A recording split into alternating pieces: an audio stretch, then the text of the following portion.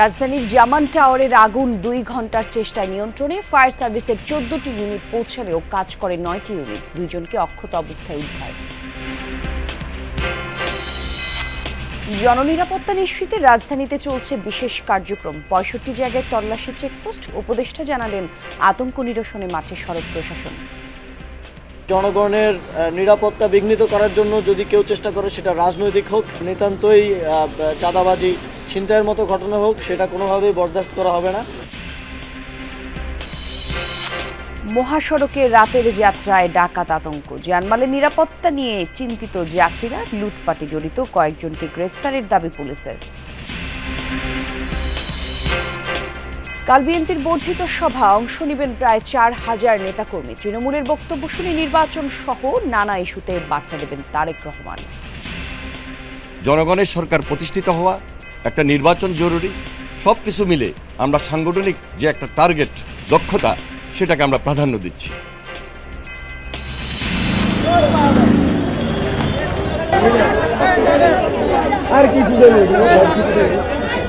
চট্টগ্রামে টিসিবির ন্যায্য মূল্যের পণ্যের জন্য হুড়োহুড়ি বিশৃঙ্খলা। লাইনে দাঁড়ানো নিয়ে হাতাহাতি। চাহিদার তুলনায় সরবরাহ কম, দাবি ক্রেতাদের।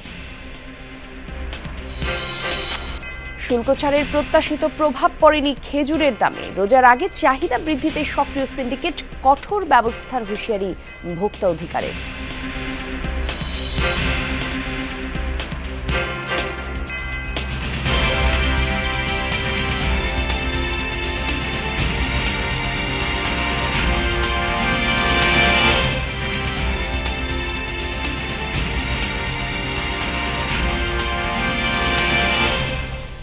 শুভ সকাল, আমন্ত্রণ সবাইকে যমুনা নিউজে। আপনাদের সঙ্গে আমি জান্নাতুল কলি আছি। শুরুতেই শিরোনাম দেখছিলেন। নয়াপল্টনের জামান টাওয়ারের আগুন ২ ঘন্টার চেষ্টায় নিয়ন্ত্রণে। ফায়ার সার্ভিসের ১৪টি ইউনিট পৌঁছালেও কাজ করে ৯টি ইউনিট। ভেতরে থাকা ২ জনকে পুরুষকে অক্ষত অবস্থায় উদ্ধার করা হয়েছে। এখনও ডাম্পিং ডাউনের কাজ চলমান। বুধবার ভোরে হয় এই অগ্নিকাণ্ড। ফায়ার সার্ভিস জানিয়েছে ৭টা ৩৫ আগুন নিয়ন্ত্রণে আসে। ভোর ৫টা ৩৫ ফায়ার সার্ভিস খবর পায়। আর প্রথম ইউনিট ঘটনাস্থলে পৌঁছলে ৫টা ৪০ তারপর প্রথমে ৮টি ইউনিট কাজ করলেও পরে বাড়ানো হয় তার সংখ্যা। অবশ্য সবগুলো ইউনিট কাজে লাগেনি। তার আগেই নিয়ন্ত্রণে আনা গেছে পরিস্থিতি। আর এই ভবনে গণ অধিকার পরিষদের প্রধান কার্যালয় সহ বেশ কিছু গুরুত্বপূর্ণ অফিস রয়েছে। আমাদের আরেকটা অফিস আছে, ওখান থেকে জানালা দিয়ে ধোঁয়া ঢুকতেছিল। তো ওই সময় আমরা ওখান থেকে তাকালাম নিচের দিকে কি হচ্ছে এই ভবনে। পরে তাকিয়ে দেখি এদিক থেকে ভয়ানক ধোঁয়া বেরোচ্ছে। দ্রুত আমরা নেমে আসি। নেমে আসার পর হঠাৎ তাকিয়ে দেখি এই ফ্লোর থেকে লাল আগুন বের হচ্ছে। তারপর সিঁড়ির দরজা খুলে দেখলাম যে ধোঁয়া ধোঁয়া। তো এক সিঁড়িতে আসছি, তার দেখে ওদিকে আর বেরোনো যায় না। তারপর 3টে সিঁড়ি, আর একটা আটকানো তালা মারা, উপরে উঠবে মানুষ, তাই না? ফায়ার সার্ভিসে ফোন দিলাম। ফায়ার সার্ভিস একটু দেরি করে আসছে, ওরা ইয়ে করছে। তখন দেখি লিফটে, কিন্তু আমি উপরে একটা পাইপ লাগাইছিলাম, কিন্তু ওই পাইপটা দিয়ে ওই চিকন পানির পাইপে কোনো কাজ হয় না। দর্শক, আমার সহকর্মী লামিয়া তিথি আছেন নয়াপল্টনে। সবশেষ অবস্থা তার মাধ্যমে আপনাদের জানাবো। তিথি, ফায়ার সার্ভিস ব্রিফিংয়ে কি বললো একটু জানাবেন দর্শকদের বিস্তারিত। কলি, যেমন ফায়ার সার্ভিসের উপপরিচালক আমাদের জানাচ্ছিলেন যে যেই ভবনটিতে যে জামান টাওয়ার ভবনটিতে আগুনের সূত্রপাত হয় 5টা 35 দিকে, এবং তারা খবর পায় কিন্তু 5টা 35 দিকে। 35-এর সময় আগুনের এই ভয়াবহতা দেখেই কিন্তু তারা সাহায্য চায়। একই সাথে কিন্তু 14টি ইউনিট এইখানে এই জামান টাওয়ারের এখানে আসে, কিন্তু পরবর্তীতে তারা 5টি ইউনিট এই আগুন নিয়ন্ত্রণে আনে। পরবর্তীতে কিন্তু 9টি ইউনিট এই আগুন নিয়ন্ত্রণে আনে, এবং বাকি 5টি ইউনিট কিন্তু 5টি ইউনিটের সহায়তা লাগেনি। যদি বলি সূত্রপাত কিংবা আগুন লাগার কথা তারা জানিয়েছেন যে সেন্ট্রাল এসি রয়েছে সেটির ভেন্টিলেশন কিন্তু এই থাই গ্লাস দিয়ে ঢাকা ছিল। মূলত ধোঁয়া বের না হওয়ার কারণে আগুন কম ছিল, কিন্তু ধোঁয়া বের না হওয়ার কারণেই মূলত এই আগুনের সূত্রপাত। ভেন্টিলেশনের সমস্যা ছিল বলে আমাদের জানিয়েছেন। আর এই আগুন 4-5 তলা থেকে কিন্তু 9 তলা পর্যন্ত ধোঁয়া শুধুমাত্র ছড়িয়ে গিয়েছিল। আর এই আগুন কিন্তু নিয়ন্ত্রণে এসেছে লেগেছে 7:35 6 তলায় যে আগুনের সূত্রপাত ছিল সেই আগুনটিতে সেই তলায় কিন্তু একটি রেস্টুরেন্ট ছিল এবং সেটি কিন্তু ঢাকা রেস্টুরেন্ট। এখানকার এই ঢাকা রেস্টুরেন্টে এর আগেও কিন্তু বহুবার এই জামান টাওয়ারে আগুন লেগেছে বলেও ফায়ার সার্ভিস আমাদের জানিয়েছেন। তবে এইবার আমাদের বলেছেন যে কেন এই জামান টাওয়ারে বারবার আগুন লাগে সেটাও তারা খতিয়ে দেখবে এবং আমাদের জানিয়েছে যে ফায়ার সেফটি থাকলেও সেগুলো সম্পূর্ণভাবে কাজ করেনি, যেই কারণে আগুন একটু দ্রুতই ছড়িয়ে পড়ে। কলি, তিথি, অনেক ধন্যবাদ আপনাকে। সামগ্রিক আইন শৃঙ্খলা পরিস্থিতি নিয়ন্ত্রণে রাজধানীতে জোরদার করা হয়েছে যৌথ বাহিনীর টহল তল্লাশি। অপরাধ দমনে ৬৫ জায়গায় বসানো হয়েছে চেকপোস্ট, জানান ডিএমপি পুলিশ কমিশনার। রাতে বিভিন্ন এলাকা ঘুরে উপদেষ্টা আসিফ মাহমুদ সজীব ভুইয়া জানিয়েছেন, জনমনে যে আতঙ্ক তৈরি হয়েছে তা নিরসনে মাঠে আছে প্রশাসন। সম্প্রতি রাজধানী সহ সারা দেশে বেপরোয়া অপরাধীরা অলিতে গলিতে অস্ত্র ঠেকিয়ে, গুলি ছুড়ে কিংবা ধারালো অস্ত্র দিয়ে আঘাতের মাধ্যমে লুট করছে সর্বস্ব। এতে জনমনে ছড়িয়েছে আতঙ্ক। সেই ধারাবাহিকতায় মঙ্গলবার মধ্যরাতে রাজধানীর নব থিয়েটারের সামনে জননিরাপত্তা জোরদারে চলা বিশেষ অভিযান কার্যক্রম পরিদর্শনে যান ডিএমপি কমিশনার। পরে যোগ দেন উপদেষ্টা আসিফ মাহমুদ সজীব ভুইয়াও। এ সময় ডিএমপি কমিশনার বলেন, সর্বোচ্চ নিরাপত্তা দিতে প্রস্তুত আইন শৃঙ্খলা বাহিনী। তবে চোর বা ছিনতাইকারী সন্দেহে আটকের পর পুলিশের কাছে সোপর্দ করার আহ্বান করেন তিনি। কতক্ষণ পরপরই আপনি ল এনফোর্সিং এজেন্সির কাউকে না কাউকে পাবেন, আপনারা তাদেরকে হাতে তুলে দেন, আমরা আইনগতভাবে তাদেরকে কোর্টে সোপর্দ করি। আপনারা নিজেরা কেউ বা ঢাকাবাসী যেন আইন হাতে উঠে নেয় নাই। এদিকে দেশের পরিস্থিতি খারাপ হওয়ার পেছনে রাজনৈতিক ইন্ধন আছে, এ মন্তব্য করলেন স্থানীয় সরকার, পল্লী উন্নয়ন ও সমবায় মন্ত্রণালয়ের উপদেষ্টা। জনগণের নিরাপত্তা বিঘ্নিত করার জন্য যদি কেউ চেষ্টা করে, সেটা রাজনৈতিক হোক কিংবা নিতান্তই চাঁদাবাজি ছিনতাইয়ের মতো ঘটনা হোক, সেটা কোনোভাবেই বরদাস্ত করা হবে না। সেক্ষেত্রে আইনশৃঙ্খলা বাহিনী কঠোর থেকে কঠোরতম অবস্থান নেবে। এর আগে ধানমন্ডি আবাহনী মাঠের সামনে জননিরাপত্তায় চেকপোস্ট বসিয়ে তল্লাশি চালায় বিজিবি। তাদের দাবি, মূল সড়ক নয়, অলিতে গলিতেও রাখা হয়েছে নজরদারি। আমরা বেশ কিছুদিন ধরে বেশ কিছু সোশ্যাল মিডিয়ায় আপনারা দেখেছেন বেশ কিছু অপ্রীতিকর ঘটনা ঘটেছে, সেগুলো যাতে পুনরাবৃত্তি না ঘটে তারই পরিপ্রেক্ষিতে আমরা এখন সাব রোড এবং সাব রোডে আমরা অপারেট করছি। মঙ্গলবারে উত্তরায় ছিনতাইকারী সন্দেহে 2 যুবককে ফুটওভার ব্রিজে উল্টো করে ঝুলিয়ে গণপিটুনি দেয় পথচারীরা। পরে পুলিশ তাদের উদ্ধার করে বাংলাদেশ কুয়েত মৈত্রী হাসপাতালে নেয়। রেদওয়ান আহমেদ, যমুনা নিউজ, ঢাকা। মহাসড়কে রাতের যাত্রায় বাড়ছে ডাকাত আতঙ্ক। যাত্রীবেশে গাড়িতে উঠে কিংবা সড়কে গাছ ফেলে ডাকাতি করছে দুর্বৃত্তরা। মালামাল হারানোর পাশাপাশি হামলা, শ্লীলতাহানির শিকার হচ্ছেন যাত্রীরা। আবার পুলিশ বলছে মহাসড়কে বাড়ানো হয়েছে নিরাপত্তা, গ্রেফতার হচ্ছেন জড়িতরা। টাঙ্গাইলের সাগরদিঘি ঘাটাইল সড়ক, মঙ্গলবার ভোর রাতের দৃশ্য। সড়কে গাছ ফেলে শিক্ষা সফরের 4টি বাসে চলে ডাকাতি। অস্ত্রের মুখে প্রথমে চালকদের জিম্মি করা হয়, তারপর শিক্ষক শিক্ষার্থীদের কাছ থেকে ছিনিয়ে নেওয়া হয় মোবাইল সহ মূল্যবান মালামাল। তার ঠিক 4 দিন আগে একই স্থানে ডাকাতির শিকার হন এক ব্যক্তি। রাস্তার ধারে যে কটা 20-25টা মুথা আছে না, পুরানো এবং নতুন, সকলগুলো এলো রাস্তা ডাকাতির যে গাছ কেটে ফেলে। জুয়া খেলবো, মাদকের টাকার জন্য সে ডাকাতি করবে, জুয়ায় লস হলে সে ডাকাতি করবে। প্রশাসনের যদি একটা ব্যবস্থা এখানে না হয় তাহলে এটা কঠিন।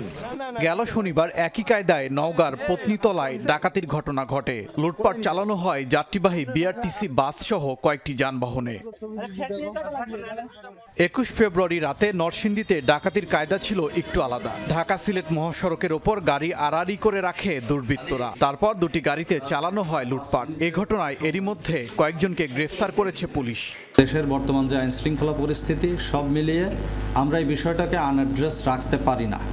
আইনগতভাবে আমরা বাধ্য, যে কোনো ঘটনা ঘটলে সেটার আইনগতভাবে তাকে মোকাবেলা করা। এর আগে গত 17 ফেব্রুয়ারি উত্তরবঙ্গগামী বাসে ডাকাতি ও শ্লীলতাহানির ঘটনায় ছড়িয়েছে চাঞ্চল্য। রাতে দূরের যাত্রায় বাড়ছে যাত্রী চালকদের আতঙ্ক। পুলিশ বলছে, কখনো যাত্রীবেশে গাড়িতে উঠে, কখনো বা মহাসড়ক অবরোধ করে ডাকাতি করছে দুর্বৃত্তরা। আমাদের আন্তরিকতার কোনো ঘাটতি নাই, এটা আমি গ্যারান্টি দিয়ে বলতে পারি। বাকি যেটুকুর ঘাটতি আছে সেটা হচ্ছে আপনার এবং আমাদের মধ্যে যে কোঅর্ডিনেশন, এইটুকুর যদি ঘাটতিটা আমরা পূরণ করতে পারি, আমার মনে হয় যে ওদের স্থান এখানে হবে। পুলিশের দাবি মহাসড়কগুলোতে নিরাপত্তা জোরদার করা হয়েছে, বাড়ানো হয়েছে টহল। ওবায়দুর রহমান, যমুনা নিউজ। আগামীকাল বিএনপির বর্ধিত সভা, যেটিকে দলের ছায়া কাউন্সিল হিসেবেও দেখছেন অনেকে। চলমান পরিস্থিতিতে বিএনপির এই বর্ধিত সভা মাইলফলক হয়ে থাকবে বলে মনে করছেন নেতারা, যেখানে অংশ নেবেন নির্বাহী কমিটির সদস্য ছাড়াও দলের উপজেলা পর্যায়ের সভাপতি, সাধারণ সম্পাদক। প্রায় 4000 নেতাকর্মীর উপস্থিতিতে এই সভা থেকে আগামী নির্বাচন আন্দোলনের প্রস্তুতি সহ কর্মপরিকল্পনা নির্ধারিত হবে। তৃণমূলের বক্তব্য শুনবেন, বিএনপির ভারপ্রাপ্ত চেয়ারম্যান দেবেন নতুন বার্তাও। সাইফুদ্দিন রবিনের রিপোর্ট। 2018 সালে বিএনপি চেয়ারপারসন খালেদা জিয়া কারাবন্দী হওয়ার 5 দিন আগে জরুরিভাবে নির্বাহী কমিটির সভা হয়েছিল রাজধানীর একটি হোটেলে। গ্রেফতার আতঙ্কে তাড়াহুড়ো করে সীমিত পরিসরে সেটি অনুষ্ঠিত হয়। এর আগে 2016 সালে মার্চে অনুষ্ঠিত হয় বিএনপি কাউন্সিল। জাতীয় সংসদের উচ্চ কক্ষ প্রতিষ্ঠা করা হবে। পরিবর্তিত পরিস্থিতিতে সাংগঠনিক কার্যক্রমের অংশ হিসেবেই বৃহস্পতিবার অনুষ্ঠিত হতে যাচ্ছে বিএনপির বর্ধিত সভা। বিগত 15-16 বছর ফ্যাসিবাদের দুঃশাসনের কারণে আমরা আমাদের সাংগঠনিক যে কর্মকাণ্ড তা তেমনভাবে আমরা করতে পারি নাই। 5 আগস্টের পর সারা বাংলাদেশে আমরা দলের পক্ষ থেকে সাংগঠনিক তৎপরতা বৃদ্ধি করেছি। আমাদের 4000 নেতৃবৃন্দ 27 তারিখে এই সভায় অংশগ্রহণ করবেন। দলের ভারপ্রাপ্ত চেয়ারম্যান তিনি তার উদ্বোধনী বক্তব্য দিবেন। জাতীয় সংসদ ভবনের এলডি হল মাঠে চলছে আয়োজনের নানা প্রস্তুতি। নিয়মিত পরিদর্শন আর তদারকি করছে দলের দায়িত্বশীল নেতারা। তারা জানান এই সভায় তৃণমূলের নেতাকর্মীদের মতামতকে প্রাধান্য দিবে বিএনপি। মাঠে যারা রাজনীতিটা করেন আমাদের দলের, তাদের মতামতটা কি, তারা কি চিন্তা ভাবনা করছে সেটাকে আমরা গ্রহণ করি এবং সেটাকে আমরা প্রাধান্য দিয়েই আমরা পরবর্তী কর্মসূচি, পরবর্তী আমাদের এগিয়ে যাওয়ার পথ আমরা নির্ধারণ করি। এবার একই সাথে দলের সর্বোচ্চ পর্যায় থেকে যে মতামতগুলো যেটা থাকে সেগুলোও কিন্তু তাদেরকে জানিয়ে দেওয়া হয়। যে কোনো ষড়যন্ত্রের মুখে নিজেদের ঐক্য অটুট রাখার বিষয়টি গুরুত্ব পাবে এই সভায়। চলমান ষড়যন্ত্র যেটা রয়েছে সেটা দেশীয় এবং আন্তর্জাতিক, সেই সবগুলোকে অ্যাড্রেস করে কর্মপরিকল্পনা নির্ধারণটাই হলো এই বর্ধিত সভার মূল প্রতিপাদ্য বিষয়। জনগণের সরকার প্রতিষ্ঠিত হওয়া, একটা নির্বাচন জরুরি, সব কিছু মিলে আমরা সাংগঠনিক যে একটা টার্গেট, দক্ষতা, সেটাকে আমরা প্রাধান্য দিচ্ছি। আমরা একটা স্লোগানকে প্রাধান্য দিচ্ছি, সুদৃঢ় ঐক্যই রুখে দিতে পারে সকল ষড়যন্ত্র। নির্বাচনের যেমন প্রস্তুতি রাখবো তেমনি প্রয়োজন হলে আন্দোলন করার মতো শক্তি বা প্রস্তুতি যেন সবসময় থাকে সে ব্যাপারেও আমরা তাদের নির্দেশনা দেব এবং তাদের মতামত আমরা গ্রহণ করব। বৃহস্পতিবারের বর্ধিত সভাকে ঘিরে বিএনপির পক্ষ থেকে বেশ কয়েকটি কমিটি গঠন করা হয়েছে। কেন্দ্র থেকে তৃণমূলের নেতাকর্মীরা উৎসাহ আর আগ্রহ নিয়ে অপেক্ষায় দলের ভারপ্রাপ্ত চেয়ারম্যান তারেক রহমানের বার্তার। প্রায় 28 বছরের বিরতি শেষে বিএনপির বর্ধিত সভা ঘিরে নানান প্রস্তুতি জাতীয় সংসদের এলডি হল সংলগ্ন এই মাঠে। দলটি সর্বশেষ 1997 সালে বর্ধিত সভার আয়োজন করেছিল। এবারের বর্ধিত সভা ঘিরে ব্যাপক উৎসাহ আর আগ্রহ দলের সর্বস্তরে। বিএনপি তার তৃণমূলের নেতাকর্মীদের বক্তব্য গুরুত্ব দিয়ে শুনবে এই বর্ধিত সভায় এবং দলের শীর্ষ নেতৃত্ব একটি বার্তা পৌঁছে দেবেন তৃণমূলের প্রতি, এমন প্রত্যাশা করছেন নীতি নির্ধারকরা। তারা বলছেন আগামীর কর্মপরিকল্পনা নির্ধারণে এই সভা অনেক বেশি গুরুত্বপূর্ণ, কেবল বিএনপির জন্য নয়, গোটা জাতির জন্য। সাইফুদ্দিন রবিন, যমুনা নিউজ, ঢাকা। টিসিবির ন্যায্য মূল্যের পণ্যের জন্য চট্টগ্রামে হুড়োহুড়ি, বিশৃঙ্খলা দিন দিন বাড়ছে। লাইনে দাঁড়ানো নিয়ে হাতাহাতিতেও জড়াচ্ছেন অনেকে। ক্রেতাদের অভিযোগ, পণ্যবাহী ট্রাক আসছে দেরিতে, তার উপর পণ্য স্বল্পতার কারণে পাচ্ছেন না সবাই। চাহিদার তুলনায় সরবরাহ কম বলছেন ডিলাররা।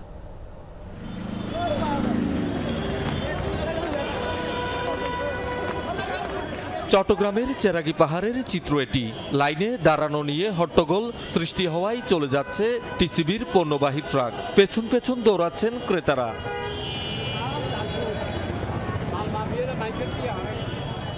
বাজার মূল্যের চেয়ে দাম কিছুটা কম, সেজন্য 4-5 ঘন্টা লাইনে দাঁড়ানোর পর এমন কাণ্ডে হতাশ ক্রেতারা। মুখ দেখে দেখে সবাইকে দেয়, আর একটা মানুষের সিরিয়াল ধরে যায় না। সকাল থেকে জামাল খান লাইন ধরেছে, তারপর আনছে যাই ছাড়া কি পার এনে এখন গাড়িটা নিয়ে চলে গেছে। মানুষ এদিকে থেকে ঢুকে ওদিকে টুকা ঢুকে এদিকে টুকা ঢুকে, ওরা সিরিয়াল মেনটেন করতে পারে না, তার জন্য আমরা জিনিস পাই না।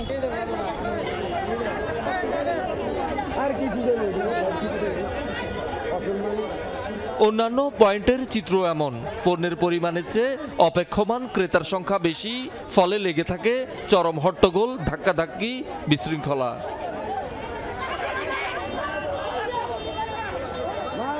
ক্রেতাদের অভিযোগ, নির্ধারিত সময়ে আসে না পণ্যবাহী ট্রাক, চাহিদার তুলনায় পণ্য সরবরাহ কম। 3টা পর্যন্ত দাঁড়ায় থাকি, টিসিবির গাড়ি আসে নাই, চলে গেছে। গাড়ি এখানে আসলেও সবাই পাবে কিনা কোনো নিশ্চিত না। গাড়ি আসবে আসবে করে আসে না, যদি আসো ওরা মালগুলো না কয়েকজনকে দিয়ে আলগুলো সব নিয়ে চলে যায়। টুকুন সিস্টেম যদি মাল দেওয়া হতো প্রত্যেকে মাল পেয়ে যেত, এরকম মারামারি হতো না কখন। 200 জনের মাল আন না, ওরা গাড়ির মধ্যেই সবগুলো অনেক সময় কম আনে, সেজন্য মানুষের ভোগান্তি চরমে উঠছে। 590 টাকার প্যাকেজে মিলছে তেল, ছোলা, ডাল, চিনি, খেজুর।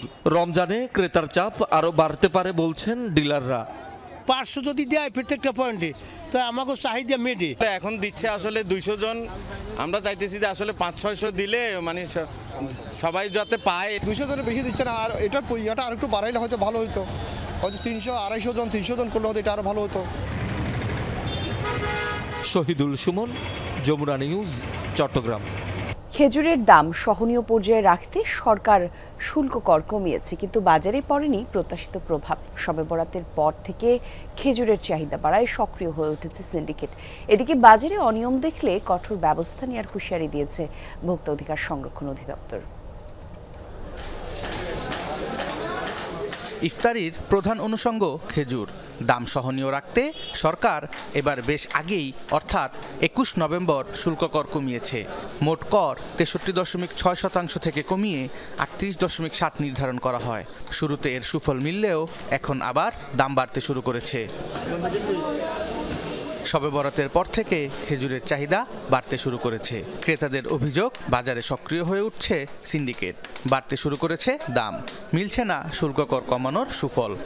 এই খেজুরটা আমরা আগে কিনছি 1012, এখন এটা বর্তমান আজকে বিক্রি করতেছে 1500 টাকা কেজি। মনে হয় যে এবার রমজানে খেজুর ছাড়া ইফতার করতে হবে। আগে যে খেজুর আমরা 5000 টাকা নিয়ে গেছি, ওই খেজুর এখন 6000, 5500। গভর্নমেন্ট মনে হয় এটাকে ট্যাক্স কমায়, ভ্যাট কমায় দিছে, যার কারণে এটা কমার কথা। প্রত্যেক মিডিয়াতেও বলছে এটা কমবে, কিন্তু উল্টা দেখতেছি বাড়ছে মার্কেটে।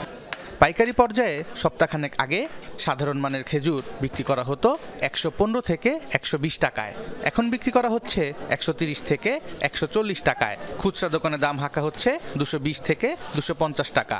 পাইকারি পর্যায়ে আজুয়া, মরিয়ম, মেটজুল, মাবরুম খেজুরের জন্য গুনতে হচ্ছে 1000 থেকে 1200 টাকা। খুচরা পর্যায়ে মানভেদে বিক্রি হচ্ছে 1500 থেকে 2000 টাকায়। মরিয়ম খেজুরটা হয়তো 300-400 টাকা বাড়ছে, আর অন্যান্য খেজুরগুলো হয়তো 200-100 টাকা বাড়ছে। সবগুলাই যেমন আজোয়া দেখা যায় যেটা 4400 ছিল 45 হয়েছে, মাবরুম যেটা দেখা যায় 5500 ছিল 100 বাড়ছে, 5600 হয়েছে। সবচেয়ে কম দামি খেজুর যদি আপনি বলেন, জিয়াদি খেজুর যেটা বস্তা সেটা 120 টাকা থেকে 125 টাকা, এবং সবচেয়ে দামি খেজুর যেটা মেরজুয়েল সেটা 1200 থেকে 1100 থেকে 1200 টাকা। সবার জন্য আমভাবে যেটা খাওয়ার জন্য ওগুলোতে প্রায় 62 থেকে 38-এ চলে আসছে খেজুরের ডিউটি। 1500-1700 টাকা দিয়ে শৌখিন আজোয়া কিন্তু কেউ খাবে না, মেরজুলটা কেউ খাবে না, ওটার মধ্যে ট্যাক্স কিন্তু সরকার কমায় নাই। বাজারে অস্থিরতা তৈরি করা হলে কঠোর ব্যবস্থা নেবে ভোক্তা অধিকার সংরক্ষণ অধিদপ্তর। সংস্থার মহাপরিচালক জানিয়েছেন, আইন অনুযায়ী ব্যবস্থা নেওয়া হবে। পরশু আমি মিটিং করেছি, তখনও এখানে উপস্থিত ছাত্র প্রতিনিধি ছিল, এখানে অন্যান্য ব্যবসায়ীরা ছিলেন। আমরা তদন্ত করে এরকম যদি থাকে কেউ অতিরিক্ত দামে বিক্রি করে, তাদের বিরুদ্ধে ব্যবস্থা নেওয়া হবে। রমজানে খেজুরের চাহিদা থাকে 50,000 টন। সোভান চৌধুরী, যমুনা নিউজ, ঢাকা। খুলনা প্রকৌশল ও প্রযুক্তি বিশ্ববিদ্যালয় কুয়েট নিরাপত্তাজনিত কারণে অনির্দিষ্টকালের জন্য বন্ধ ঘোষণা করা হয়েছে। আজ সকাল 10টার মধ্যে শিক্ষার্থীদের হল ছাড়ার নির্দেশ দেওয়া হচ্ছে। মঙ্গলবার দুপুরে সিন্ডিকেট সভা শেষে এই সিদ্ধান্ত নেওয়া হয়। এর আগে ভিসির বাসভবনে ফের তালা ঝোলাতে গেলে শিক্ষকদের প্রতিবাদের মুখে পিছু হটে শিক্ষার্থীরা। সকাল 10টার দিকে শিক্ষকদের নিয়ে বাসভবনে বৈঠকে বসেন উপাচার্য অধ্যাপক ডক্টর মোহাম্মদ মাসুদ। বেলা 12টার দিকে ভিসির বাসভবনের সামনে জড়ো হয় শিক্ষার্থীরা। ভেতরে কেউ থাকলে তাদের 5 মিনিটের মধ্যে বেরিয়ে আসতে মাইকে ঘোষণা দেয় তারা। এ সময় শিক্ষকরা বেরিয়ে এসে গেটের তালা দেয় এবং প্রতিবাদ কর্মসূচি জানায়। ভিসি প্রভিসির অপসারণ সহ 6 দফা দাবি আন্দোলনকারীদের।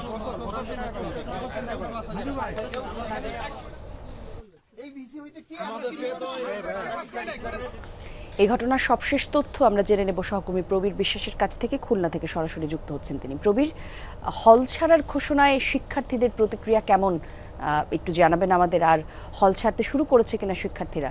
প্রথমত বলি কলি, দ্বন্দ্বটা রয়েই যাচ্ছে প্রশাসন এবং শিক্ষার্থীদের সাথে। শিক্ষার্থীরা গত রাতেও ঘোষণা দিয়েছে তারা কোনোভাবেই হল ছাড়বে না, তারা যে আন্দোলনে আছে সেটিতে থাকবে, তাদের যে 6 দফা দাবি রয়েছে সেই দাবি আদায় না হওয়া পর্যন্ত তারা ক্লাসে ফিরবে না। অপরদিকে প্রশাসন কিন্তু গতকাল তাদের 99তম জরুরি সিন্ডিকেট সভায় ঘোষণা দিয়েছে আজ সকাল 10টার মধ্যে হল ত্যাগ করতে হবে এবং অনির্দিষ্টকালের জন্য খুলনা প্রকৌশল ও প্রযুক্তি বিশ্ববিদ্যালয় বন্ধ থাকবে। এই দ্বন্দ্বে সকালবেলা থেকে আমরা দেখেছি যে শিক্ষার্থীরা হল ত্যাগ করতে শুরু করেছে। অনেকেই তাদের বড় বড় লাগেজ, বই, খাতাপত্র নিয়ে কিন্তু তারা বাড়ির দিকে রওনা দিয়েছে। তাদের সঙ্গে আমাদের কথা হয়েছে, তারা বলছে যে বাড়িতে তাদের যে অভিভাবকরা রয়েছে তারা আসলে উদ্বিগ্ন, সে কারণে দফায় দফায় তাদের সঙ্গে যোগাযোগ করছে এবং কোনো ধরনের সহিংসতা এড়াতে তারা বাড়ি যাচ্ছে বলে আমাদেরকে জানিয়েছে। আন্দোলন কিভাবে চলবে সেই বিষয়টি নিয়ে তাদের সঙ্গে আমরা কথা বলার চেষ্টা করেছি। তারা বলেছে যে আন্দোলন যেভাবে আছে সেভাবেই চলবে, তাদের যে দাবিগুলো রয়েছে সেই দাবির প্রতি তারা সোচ্চার রয়েছে। যেহেতু প্রশাসন একটি জরুরি ঘোষণা দিয়েছে, কিছু সংখ্যক শিক্ষার্থী সেই ঘোষণার সাথে একাত্মতা প্রকাশ করে এবং যে কোনো ধরনের সহিংসতা এড়াতে তারা কিন্তু বিশ্ববিদ্যালয় ক্যাম্পাসে ত্যাগ করছে। এবং যতগুলো হল রয়েছে 7টি হল, মেয়েদের জন্য একটি ছাত্রী নিবাস, ছেলেদের জন্য 6টি হল, সব হল থেকেই দেখেছি যে কিছু শিক্ষার্থী সকাল থেকেই তারা বাড়ি অভিমুখে যাত্রা করেছে। অপরদিকে প্রশাসন থেকে বলা হয়েছে তাদের হল ত্যাগ করতে, সেটি শুধু নয়, খুলনা মেট্রোপলিটন পুলিশকেও চিঠি দিয়ে জানানো হয়েছে কুয়েট ক্যাম্পাস এবং তার আশপাশের এলাকায় সকল ধরনের নিরাপত্তা নিশ্চিত করার জন্য তাদের কাজ করতে হবে। এবং ইতিমধ্যে আমরা প্রধান ফটকে ঢোকার সময় দেখে আসছি সেখানে পুলিশ প্রহরায় রয়েছে এবং আমরা জানতে পেরেছি অন্যান্য যে আইন শৃঙ্খলা বাহিনীর সদস্য রয়েছে তারাও আসবে এবং কোনো ধরনের সহিংসতা এড়াতে প্রশাসনের যে নির্দেশটা রয়েছে সেই নির্দেশ মানতে তারা বদ্ধপরিকর, সেটি আমাদেরকে জানানো হয়েছে। অনেক ধন্যবাদ আপনাকে প্রবীর। সরকার আসে সরকার যায়, কিন্তু ভাগ্য বদলায় না বাগেরহাটের কৃষকের। গত 15 বছর জেলার বেশিরভাগ প্রবহমান খালে বাঁধ দিয়ে মাছ চাষ করছিলেন এক আওয়ামী লীগ নেতা, আর এর জন্য জোয়ারের সময় ফসলি জমিতে ঢোকানো হয় লবণাক্ত জল। জমিতে লবণের পরিমাণ বেড়ে যাওয়ায় ধান চাষ করতে পারছেন না হাজার হাজার কৃষক। 5 আগস্টের পর এই পরিস্থিতি বদলাবে এমন ভাবা হলেও বাস্তবতা ভিন্ন। দখলকৃত খালগুলো নিজেদের মধ্যে ভাগ বাটোয়ারা করে নিয়েছেন প্রভাবশালীরা, মিলেমিশে চলছে সেই অপকর্ম।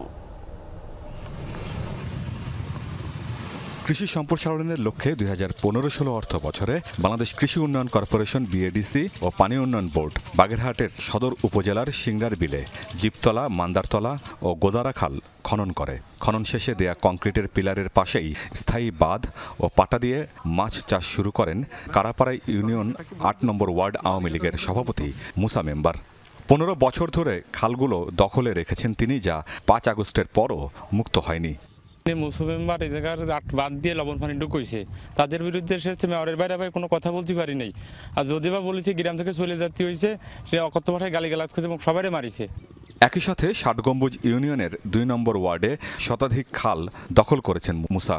মৌসুমের শুরুতে লবণ পানি আটকে রেখে মাছ চাষের কারণে খাল সংলগ্ন মাঠে ধান চাষ করতে পারছেন না জমির মালিকরা।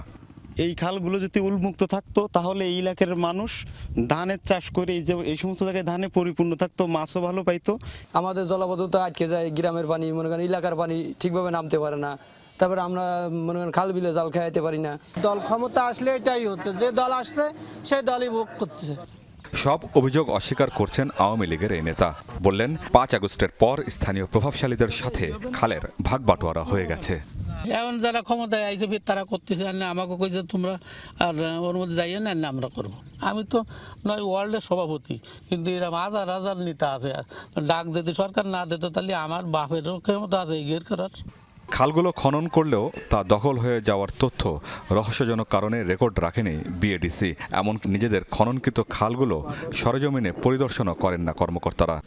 কম্পিউটার যেটা ছিল ওইখানে আমি কোনো তথ্য পাই না, কারণ আমাদের যে কম্পিউটার অপারেটর ছিল সে চলে গেছিল, কয়েকদিন পর কিরা এসেছিল।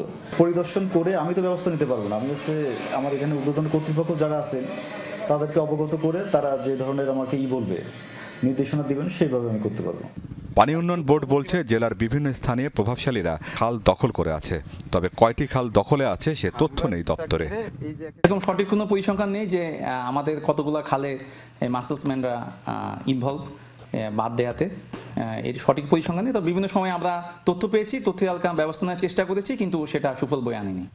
জেলার সদর উপজেলার কারাপাড়া, ৬০ গম্বুজ ও ড্যামা ইউনিয়নে ছোট বড় ১৫০ শতাধিক রেকর্ডীয় খাল এবং পুটিমারি ও শশীখালী নদী রয়েছে, যা দখলের কারণে দিন দিন হারিয়ে যেতে বসেছে।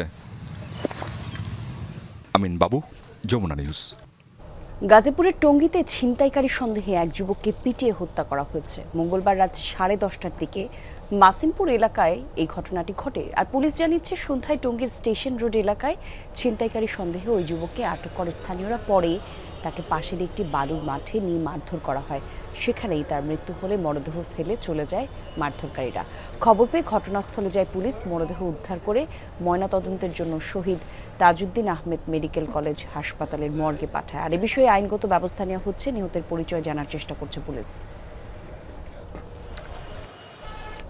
নারায়ণগঞ্জের ফতুল্লায় দাপা এলাকায় নিখোঁজের একদিন পর বাইজিদ আকন্দ নামের এক শিশুর মরদেহ উদ্ধার করেছে পুলিশ। মঙ্গলবার রাত 8টার দিকে ফতুল্লা রেল স্টেশন সংলগ্ন একটি ইটভাটার পাশ থেকে মরদেহটি উদ্ধার করা হয়।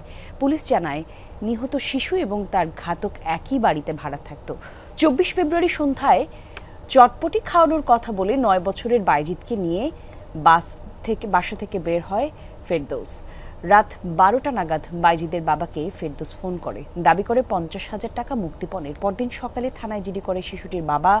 তথ্য প্রযুক্তির সহায়তায় ফেরদৌসকে গ্রেফতার করে পুলিশ। তার স্বীকারোক্তি অনুযায়ী ইটভাটার ঝোপ থেকে উদ্ধার করা হয় শিশুটির মরদেহ।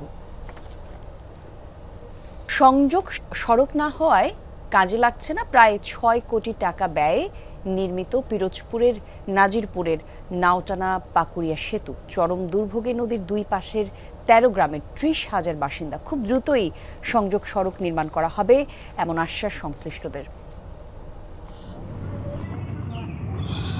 মাথা উঁচু করে দাঁড়িয়ে থাকা এই স্থাপনাটি এখন গলার কাটা। 13টি গ্রামের প্রায় 30,000 মানুষের দুর্ভোগের নাম নাওটানা পাকুড়িয়া সেতু। পিরোজপুরের নাজিরপুর উপজেলার তালতলা শাখা নদীর ওপর সেতুটি নির্মাণে খরচ হয় 6 কোটি টাকা। তবে সংযোগ সড়ক নয়, কাঠের সিঁড়ি বেয়ে উঠতে হয় ব্যয়বহুল এই সেতুতে। দুর্ঘটনাও ঘটে মাঝে মধ্যে, তাই গ্রামবাসীকে চলাচল করতে হয় উদ্বেগ আতঙ্ক নিয়ে। অথচ দুর্ভোগে থাকলেও নৌপথেই যাতায়াত করত গ্রামবাসী। সেতু হওয়ার পর সে পথটিও বন্ধ। দুই পারে কোনো মাটি ভরা নাই, কোনো সংযোগ নাই রাস্তার সাথে। আমাদের বয়স্ক লোক, তারপরে বাচ্চা কাচ্চা স্কুল আছে সংলগ্নে, তাদের যেতে অনেক সমস্যা হয়। আমরা এখান দিয়ে আমাদের যোগাযোগ ব্যবস্থা খুব সমস্যা হয়। বৃষ্টির সিজনে আমরা চলাচল করতে পারি না, এটা পিছলা হয়ে যায়। এর আগে তো নদীতে একটা খেয়া ছিল, তেও মুরব্বীরা, মায়েরা, চাষিরা তেও খেয়ে উঠিয়া সমান পথে আসতে পারতো। এখন এই ব্রিজটা উঁচা করিয়া এমন একটা সমস্যায় বাজাইছে, মাছাচিরা উঠতে পারে না, মুরব্বীরা উঠতে পারে না। 2020 সালের 23 মার্চ 66 মিটার দৈর্ঘ্যের নাওটানা পাকুড়িয়া সেতুর নির্মাণ কাজ শুরু হয়। সময় দেওয়া হয় 2022 সালের 31 ডিসেম্বর পর্যন্ত। ধীর গতিতে মূল কাঠামোর কাজ শেষ করে ঠিকাদার, পুরো টাকাও তুলে নেয়। অথচ সংযোগ সড়ক না বানিয়েই পালিয়ে যায় ঠিকাদার। অনেক কোটি টাকা দিয়ে খরচা করে সরকার বানাইছে, তাহলে এই বানানে যদি কমপ্লিট না দেয় তাহলে এই ব্রিজটার কি দাম রইলো? এই ব্রিজটার সাথে যে একটু ঝামেলা আছে, যে এই সংযোগ সড়কের ক্ষেত্রে যে জায়গা, এই জায়গাটাও একবার করা হয়নি, যার কারণে সেখানেও একটু ঝামেলা। গ্রামবাসীর দুর্ভোগ কমাতে খুব দ্রুতই সংযোগ সড়ক নির্মাণের ব্যবস্থা করার আশ্বাস দিয়েছেন এলজিইডির নির্বাহী প্রকৌশলী। এই ব্যাপারে ঠিকাদারের সাথে যোগাযোগ করা হয়েছে, তারা আজ না কাল শুরু করবে, কিন্তু তারা এখনো কাজটা শুরু করে না। আমরা অনুরোধ করব অতিরিক্ত প্রধান প্রকৌশলী মহোদয়কে যাতে আমাদের ফিল্ডে বসে এর একটা কাজটা কিভাবে বাস্তবায়ন করতে পারি আমরা, তার একটা দিক নির্দেশনা আমরা পাবো। নির্মাণ কাজের দায়িত্বে ছিল ঠিকাদারি প্রতিষ্ঠান সিমরান মায়ান ট্রেড ইন্টারন্যাশনাল। তাদের সাথে বারবার যোগাযোগের চেষ্টা করা হলেও পাওয়া যায়নি কাউকে। জারিন অর্নি, যমুনা নিউজ। তবে কি মিত্রতার পথে হাঁটছে দুই পরাশক্তি রাশিয়া আর যুক্তরাষ্ট্র? দীর্ঘদিনের বৈরিতা ভুলে কি বন্ধুত্বের দিকে এগোচ্ছে মস্কো ওয়াশিংটন? জাতিসংঘের ইতিহাসে বিরল ঘটনার জন্ম দিয়ে ইউক্রেন ইস্যুতে সহাবস্থানে দুই বিশ্বমোড়ল। এমনকি রাশিয়ার খনিজ সম্পদ আহরণেও যুক্তরাষ্ট্রকে প্রস্তাব দিয়েছে পুতিন প্রশাসন। মার্কিন প্রেসিডেন্ট হিসেবে দ্বিতীয় মেয়াদে ডোনাল্ড ট্রাম্পের দায়িত্ব গ্রহণের পর থেকেই ধারণা করা হচ্ছিল শেষ হতে যাচ্ছে রাশিয়া ইউক্রেন যুদ্ধ। ট্রাম্পের মধ্যস্থতায় ভেসে বেড়ানো সেই গুঞ্জন এখন অনেকটাই সত্য। ইউক্রেন ইস্যুতেই এক হলো দুই বিশ্বমোড়ল। সোমবার জাতিসংঘের দুই অধিবেশন যেন তারই প্রমাণ। নাটকীয়ভাবে জাতিসংঘে এক সুরে কথা বলল রাশিয়া যুক্তরাষ্ট্র। মস্কোর নিন্দা জানিয়ে তোলা ইউরোপ সমর্থিত প্রস্তাবে বিরোধিতা জানায় ওয়াশিংটন। সবচেয়ে অবাক করার বিষয়, নিরাপত্তা পরিষদের সিদ্ধান্তে এবার পরস্পরকে কোনো ভেটো দেয়নি রাশিয়া যুক্তরাষ্ট্র। সবাইকে তাক লাগিয়ে ইউক্রেন ইস্যুতে ওয়াশিংটন সমর্থিত খসড়া প্রস্তাবের পক্ষে ভোট দেয় মস্কো। জাতিসংঘের ইতিহাসে এমন ঘটনা বিরল। যুক্তরাষ্ট্রের এই অবস্থানকে স্বাগত জানিয়েছে রাশিয়া। যুক্তরাষ্ট্র খুবই ভারসাম্যপূর্ণ অবস্থান নিচ্ছে, যা ইউক্রেন ইস্যু সমাধানে সহায়তা করবে। অবশ্যই এটিকে স্বাগত জানাই। মস্কো বিশ্বাস করে এ ধরনের ভারসাম্যপূর্ণ অবস্থান সংকট সমাধানে প্রত্যাশারই কথা বলে। বৈরিতা ভুলে দুদেশের সম্পর্ক এগিয়ে নেয়ার প্রত্যয় ব্যক্ত করে ক্রেমলিন। আমরা আমেরিকানদের বিশ্বাস করি আমাদের অনেক দূর যেতে হবে। পারস্পরিক আস্থা পুনরুদ্ধার এবং শক্তিশালী করতে হবে। একে অন্যের প্রতি ছোট ছোট পদক্ষেপ দুদেশের আস্থা বাড়াবে। গেল 4 বছরে অনেক কিছুই ক্ষতিগ্রস্ত হয়েছে, অনেক কিছুই ধ্বংস হয়েছে, তাই এখন অনেক কাজ বাকি। এটি শেষ নয়। অধিকৃত দোনেৎস্ক, লুহান্স্ক, খেরসন সহ রাশিয়ার বিভিন্ন অঞ্চলের বিরল খনিজ সম্পদ নিয়েও যুক্তরাষ্ট্রের সাথে কাজ করতে প্রস্তুত মস্কো। এমনকি এসব অঞ্চলে খনন সহ যৌথ প্রকল্পে মার্কিনীদের প্রবেশাধিকারও দেবে ক্রেমলিন। আর এমনটা জানিয়েছেন স্বয়ং রুশ প্রেসিডেন্ট ভ্লাদিমির পুতিন। আমেরিকান সহযোগীদের প্রস্তাব জানাতে প্রস্তুত আছি। সহযোগী মানে শুধু সরকারি আর প্রশাসনিক নয়, বেসরকারি প্রতিষ্ঠানও এর অন্তর্ভুক্ত থাকবে। নিঃসন্দেহে ইউক্রেনের তুলনায় আমাদের কাছে এ ধরনের সম্পদ বেশি রয়েছে। রুশ প্রেসিডেন্ট জানান, প্রতিরক্ষা বাজেট ইস্যুতেও সমঝোতায় পৌঁছাতে পারে দুই দেশ। বলেন, ইউক্রেন ইস্যুতে শান্তি অর্জনের পথে একমাত্র বাধা প্রেসিডেন্ট জেলেনস্কি। তবে কি মস্কো ওয়াশিংটনের সরাসরি আলোচনায় কপাল পুড়তে যাচ্ছে ইউরোপের? উঠছে এমন প্রশ্ন। অনিক রহমান, যমুনা নিউজ। খনিজ সম্পদ চুক্তির বিষয়ে যুক্তরাষ্ট্র ইউক্রেনের মধ্যে হয়েছে সমঝোতা। খসড়ায় বেশ কিছু সংস্কারের পর চূড়ান্ত হয় শর্তাবলী। এই তথ্য জানিয়েছে কিয়েভের শীর্ষ এক কর্মকর্তা। তবে নতুন কি কি বিষয়ে যুক্ত বা বাতিল হয়েছে বিস্তারিত কিছু জানাননি। চুক্তি স্বাক্ষরের জন্য শুক্রবারই ওয়াশিংটন যাবেন ইউক্রেনের প্রেসিডেন্ট ভলোদিমির জেলেনস্কি, আর সেই তথ্য জানিয়েছেন মার্কিন প্রেসিডেন্ট ডোনাল্ড ট্রাম্প। বিভিন্ন গণমাধ্যম বলছে, ইউক্রেনের প্রাকৃতিক সম্পদ ব্যবহার করে যুক্তরাষ্ট্রের $500 বিলিয়ন রাজস্ব আদায়ের পরিকল্পনায় আনা হয়েছে পরিবর্তন। তবে ইউক্রেনের নিরাপত্তা ইস্যুতে স্পষ্ট কিছু বলা হয়নি। যুক্তরাষ্ট্রের প্রেসিডেন্ট হিসেবে দ্বিতীয় মেয়াদে দায়িত্ব নিয়েই ইউক্রেন ইস্যুতে জো বাইডেন প্রশাসনের উল্টো পথে হাঁটছেন ডোনাল্ড ট্রাম্প। সম্পর্ক উন্নয়ন করছেন রাশিয়ার সাথে।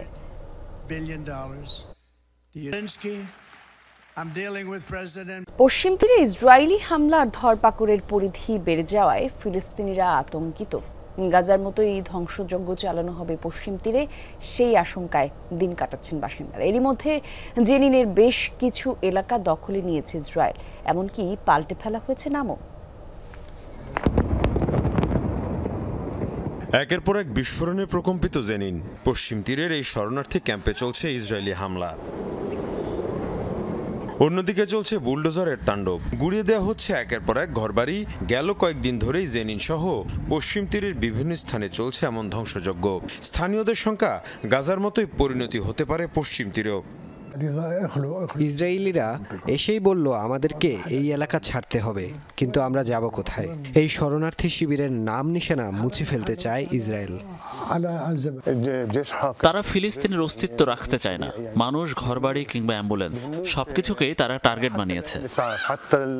জেনিন শহরটিতে বসবাস প্রায় 50,000 মানুষের। এর মধ্যে জেনিন শরণার্থী শিবিরের আয়তন আধা বর্গ কিলোমিটারও কম, যেখানে বাস করছেন প্রায় 14,000 মানুষ। স্থানীয় কর্তৃপক্ষ বলছে এরই মধ্যে অনেক এলাকায় দখল করেছে ইসরায়েলি বাহিনী। পরিবর্তন করা হয়েছে নাম, ম্যাপে দেখানো হচ্ছে ইসরায়েলি এলাকা হিসেবে। আমাদের বিভিন্ন সড়ক এবং এলাকার চিত্র পাল্টে গেছে, বদলে ফেলা হয়েছে সেগুলোর নামও।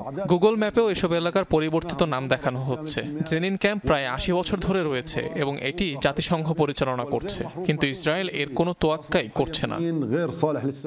1950-এর দশকে প্রতিষ্ঠা করা হয় জেনিন শরণার্থী শিবির। এর আগে 2002 সালে জেনিনে পুরো মাত্রায় সামরিক অভিযান চালায় ইসরায়েল। 10 দিনের ওই তাণ্ডবে প্রাণ যায় অর্ধশত ফিলিস্তিনির। মীর মুশফিকা হাসান, যমুনা নিউজ। রহস্যে ঘেরা পাকিস্তানের সবচেয়ে বড় এয়ারপোর্ট গোয়াদর। দেশটির ইতিহাসের সবচেয়ে ব্যয়বহুল বিমানবন্দর এটি, অথচ নেই কোনো উড়োযান বা যাত্রী। নির্মাণ কাজ শেষ হওয়ার 4 মাস পেরোলেও বিচ্ছিন্নতাবাদীদের হামলার আশঙ্কায় এখনও শুরু হয়নি সেখানে কোনো কার্যক্রম। দিনের পর দিন জনমানব শূন্য থাকায় রীতিমতো ভুতুড়ে এয়ারপোর্টে পরিণত হয়েছে চীনের অর্থায়নে নির্মিত এই প্রকল্পটি। নেই কোনো বিমান কিংবা যাত্রী, তবুও পাকিস্তানের সবচেয়ে বড় বিমানবন্দর এটি। 4 লাখ যাত্রীর ধারণ ক্ষমতা থাকলেও জনমানব শূন্য বিশাল এই প্রকল্প। আরব সাগর ঘেঁষা দক্ষিণ পশ্চিমাঞ্চলীয় উপকূলীয় শহর গোয়াদরে অবস্থিত এই আন্তর্জাতিক বিমানবন্দর। পাকিস্তানের সবচেয়ে বড় প্রদেশ বেলুচিস্তানে অবস্থিত হলেও শহরটির জনসংখ্যা মাত্র 90,000। চীনের বেল্ট অ্যান্ড রোড ইনিশিয়েটিভের অংশ হিসাবে 2019 সালে বিমানবন্দরটির নির্মাণ কাজ শুরু করে চীন। প্রায় $250 মিলিয়ন ব্যয়ে নির্মিত প্রকল্পের পুরোটাই আসে বেইজিং থেকে। আরব সাগরের সাথে চীনের পশ্চিমাঞ্চলীয় জিনজিয়াং প্রদেশের সংযোগ স্থাপনে প্রকল্পটি হাতে নেয় বেইজিং, কিন্তু নিরাপত্তাজনিত কারণে উদ্বোধনের 4 মাসেও কার্যক্রম শুরু করতে পারেনি বিমানবন্দরটি। স্বাধীনতার দাবিতে বেলুচিস্তানে দীর্ঘদিন ধরে চলা সশস্ত্র সংগ্রামই যেন দাঁড়িয়েছে পথের কাঁটা হয়ে। বিচ্ছিন্নতাবাদীদের হামলায় কয়েক দশক ধরে উত্তপ্ত বেলুচিস্তান। প্রদেশটিতে চীনা তৎপরতাকেও অন্য দৃষ্টিতে দেখে স্থানীয়রা। প্রাকৃতিক সম্পদ ধ্বংসের অভিযোগ তুলে শুরু থেকেই এয়ারপোর্ট নির্মাণের বিরোধিতা করে আসছিল স্থানীয় বালুচ জনগোষ্ঠী। চীনা শ্রমিকদের টার্গেট করে কয়েক দফা হামলার ঘটনাও ঘটে।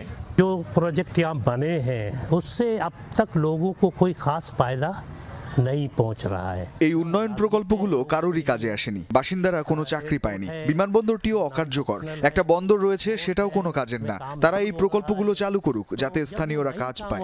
तो लोगों को रोजगार कहाँ से मिलेगा? সুউচ্চ পাহাড়ে ঘেরা 4300 একরের বিশাল এই এয়ারপোর্ট। যে কোনো সময় হামলার শঙ্কায় অঞ্চলটি ঘিরে কড়া নিরাপত্তা নিয়েছে পাকিস্তান সরকার। ইন্টারন্যাশনাল এয়ারপোর্ট বানিয়ে এই বিমানবন্দরে গোয়াদরের কোনো ব্যক্তিকেই চাকরি দেওয়া হয়নি, দারোয়ান হিসেবেও না। তাদের কথা না হয় বাদই দিলাম, এর আগে যে বন্দর নির্মাণ করা হলো সেখানে কোনো বালুচ নাগরিককে কি নিয়োগ দেওয়া হয়েছে? শুধু এই বিমানবন্দরই নয়, বেলুচিস্তানে চীনা সহায়তার অন্যান্য প্রকল্পেরও বিরোধিতা করে আসছে বিচ্ছিন্নতাবাদী গোষ্ঠীগুলো। অবশ্য চীন পাকিস্তান অর্থনৈতিক এই করিডোরে বেশ কয়েকটি বিলাসবহুল প্রজেক্টে অঢেল অর্থ ঢেলেছে বেইজিং। অনিক রহমান, যমুনা নিউজ।